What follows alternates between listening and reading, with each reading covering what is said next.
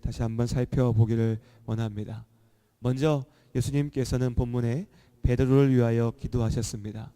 우리도 예수님을 따라 서로를 위하여서 서로 중보하며 기도해야 합니다. 사도행전 2장의 말씀을 보시면 오순절에 예루살렘에서 일어났던 사건에 대하여서 전하고 있습니다. 오순절은 유대인들에게 가장 중요한 절기 중에 하나였지요. 이 해에도 마찬가지로 이 오순절을 지키기 위하여서 각지에서 유대인들이 예루살렘으로 모여들었습니다. 그리고 각자 자기가 사는 그 지역의 말로 물건을 사고 대화를 나누면서 온 예루살렘 성 안이 여러 나라의 말소리 가운데 시끄러웠습니다.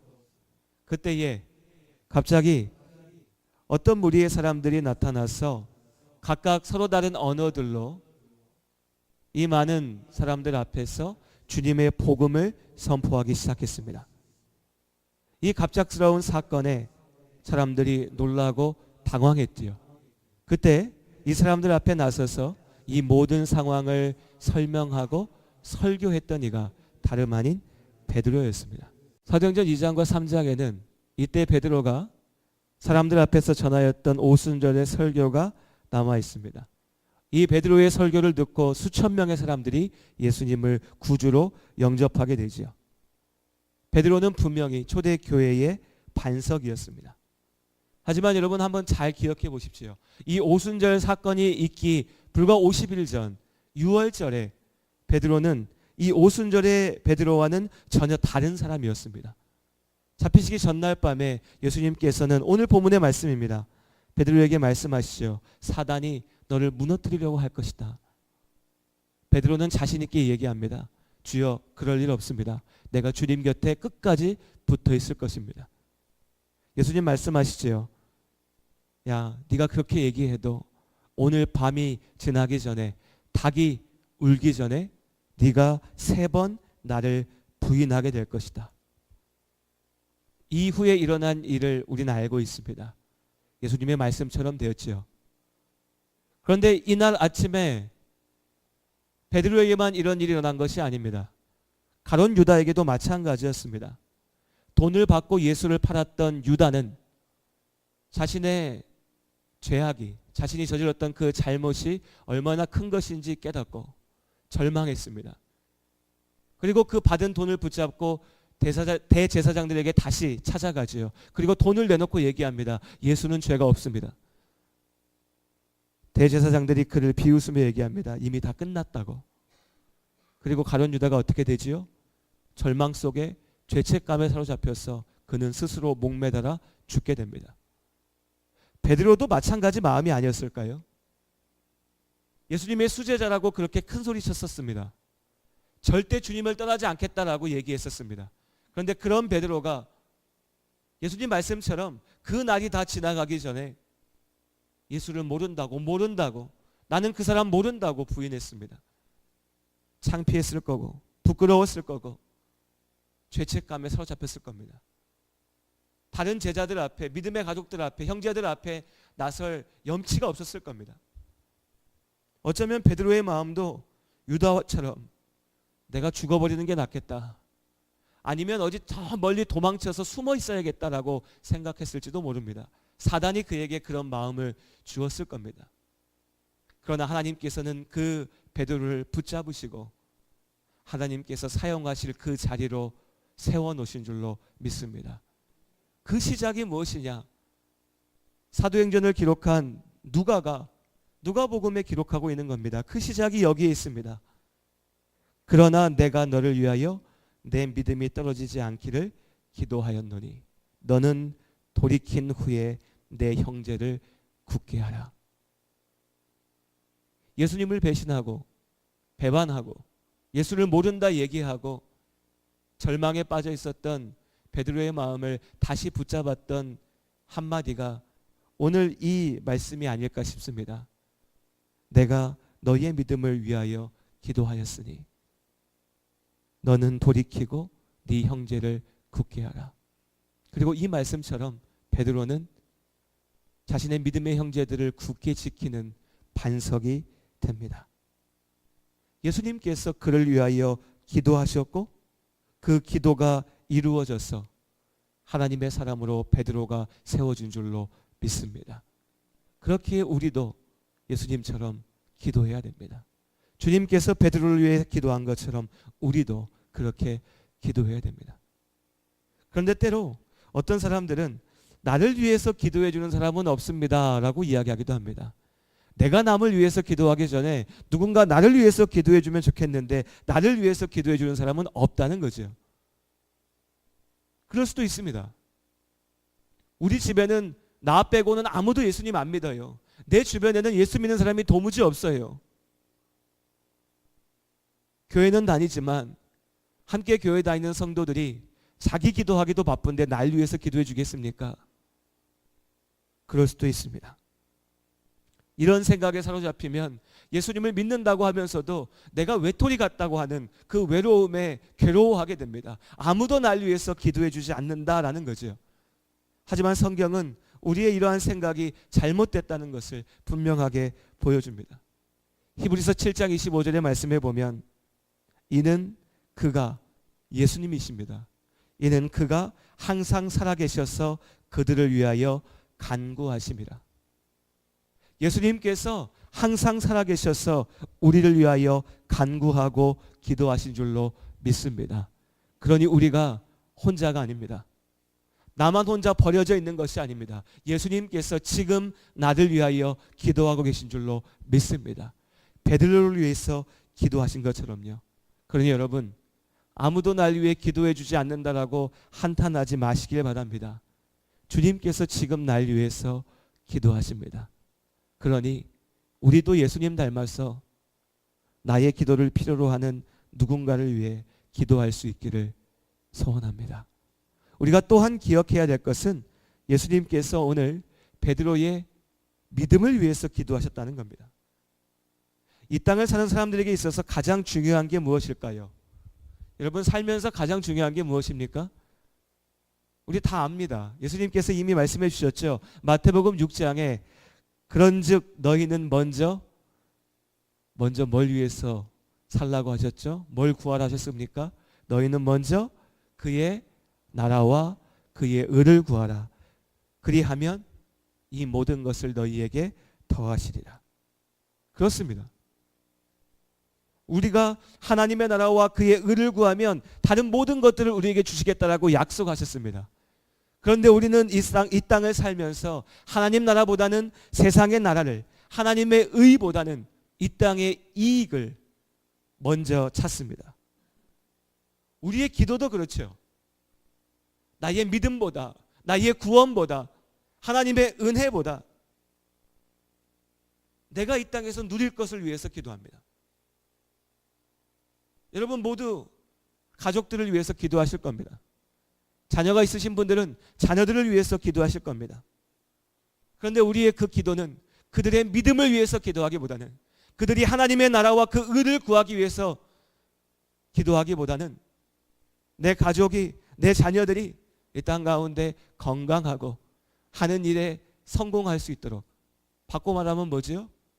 세상에서 잘 먹고 잘 살게 해주시라고 기도합니다.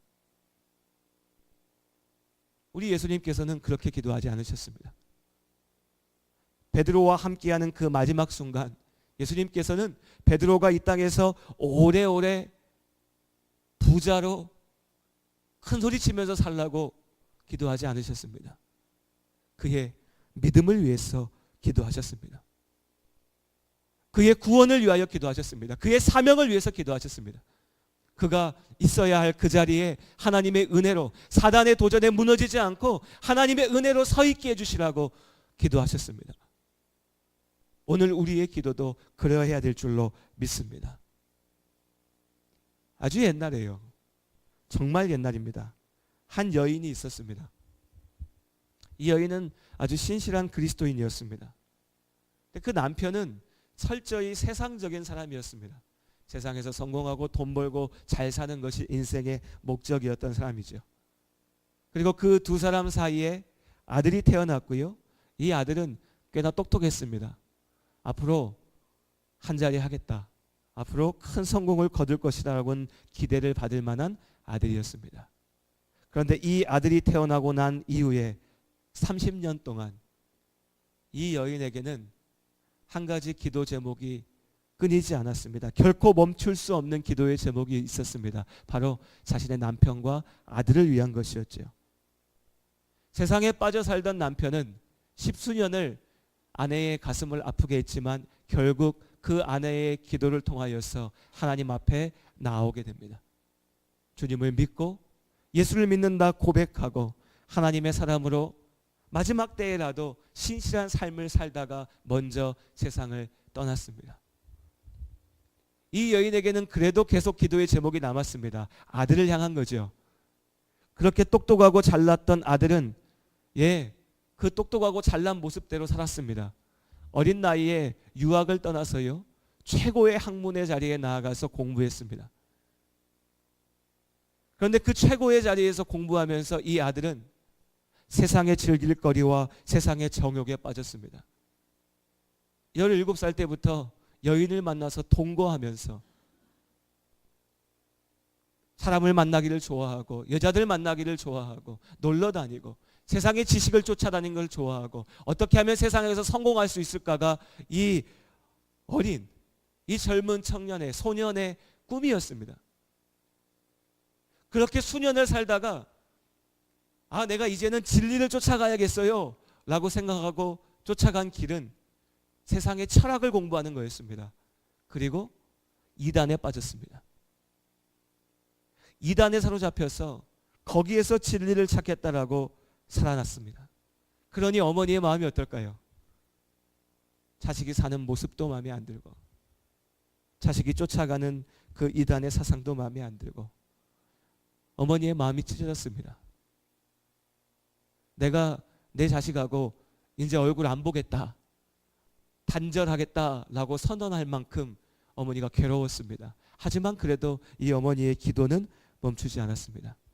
그리고 이제 30이 넘은 뒤에야 이 아들이 주님을 만나 하나님 앞으로 돌아왔습니다. 이 아들이 회개하고 자기 어머니 앞에 나와 내가 하나님을 믿는다라고, 내가 예수 그리스도를 믿는다라고 고백했을 때 그때 어머니가 한 말이 이것입니다. 제가 그대로 읽어드리겠습니다. 아들아, 나는 이제 이 세상에서 누릴 즐거움이라고는 하나도 없다. 내가 세상에서 바라던 것이 다 이루어졌는데 내가 세상에서 더 해야 할 일이 무엇인지, 내가 왜 세상에 남아야 되는지 모르겠다. 내가 이 세상에 잠깐이라도 더 오래 남아있기를 원했던 단 한 가지 이유는 죽기 전에 네가 그리스도인이 되는 것을 보고 싶었던 것이다.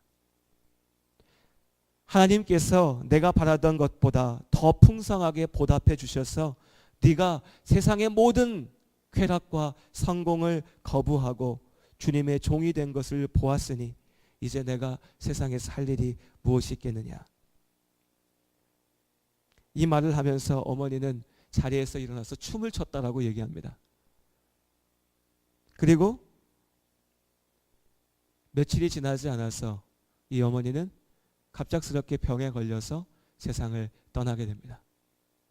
이 여인의 이름이 모닉하고요. 그 아들이 초대교회의 가장 중요하고 존경받았던 교부였던 어거스틴입니다. 이후에 어거스틴은 자신의 모든 믿음은 어머니의 기도에서 나온 것이라고 고백합니다. 긴 시간이 필요했습니다. 30년이요. 그 아들이 어머니의 기도대로 하나님 앞에 서기까지. 그러나 하나님께서는 그 기도를 분명하게 이루신 줄로 믿습니다. 이 어머니는 한순간도 내 아들이 이 로마 제국에서 최고 가는 학자가 되라고, 최고 가는 부자가 되라고, 최고 가는 권력자가 되라고 기도하지 않았습니다. 그가 고백했던 것처럼, 그 아들이 기록해 놓은 것처럼 이 어머니는 내 아들이 예수님 만나서 구원받게 해주시라고 일평생을 기도했습니다. 주 안에 사랑하는 우리 예담교회 성도님들, 여러분이 사랑하는 이를 위해서 기도하시기를 바랍니다. 남편을, 아내를, 자녀들을 위해서 기도하시기를 바랍니다. 하나님께서 그 기도 가운데 역사하실 줄로 믿습니다. 하지만 그 기도 제목의 첫 번째는 항상 오늘 예수님께서 기도하신 그것이 있어야 됩니다. 무엇보다도 그 사람이, 내 자녀들이 예수 그리스도의 복음을 믿고 구원받기를 기도하시기를 주님의 이름으로 권면합니다. 우리가 살아가는 것처럼요, 우리가 경험하는 것처럼 예수 믿고 구원받아도 가난할 수 있습니다. 예수 믿고 구원받아도 몸이 아플 수 있습니다. 예수 믿고 구원받아도 세상 사는 삶이 내 뜻대로 안 될 수 있습니다. 그러나 예수 믿고 구원받은 자에게는 하나님 나라를 가진 그때에 우리가 세상의 모든 것을 가진 것인 줄 믿습니다.